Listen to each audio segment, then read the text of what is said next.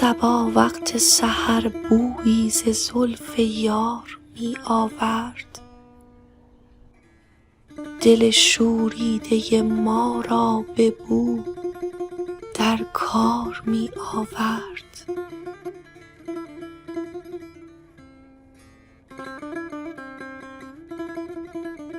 من آن شکل صنوبر را ز باغ دیده برکندم که هر گل کز غمش بشکفت محنت بار می آورد.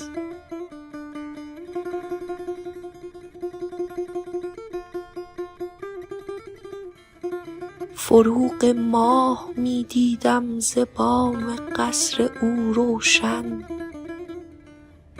که رو از شرم آن خورشید در دیوار می آورد.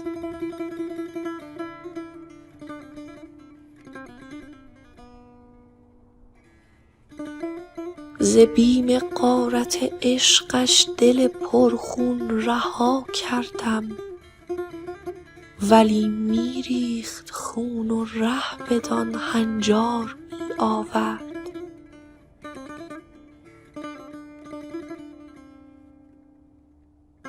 به قول مطرب و ساقی برون رفتم گه و بی گه، کز آن راه گران قاصد خبر دشوار می آورد.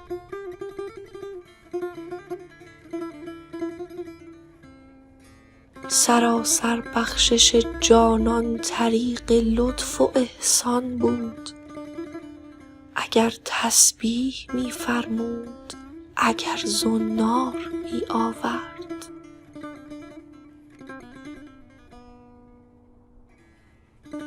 عفاالله چین ابرویش اگر چه ناتوانم کرد، به عشوه هم پیامی بر سر بیمار می آورد.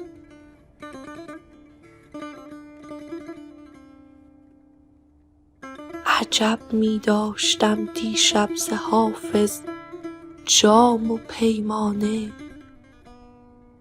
ولی منعش نمی کردم که صوفی وار می آورد.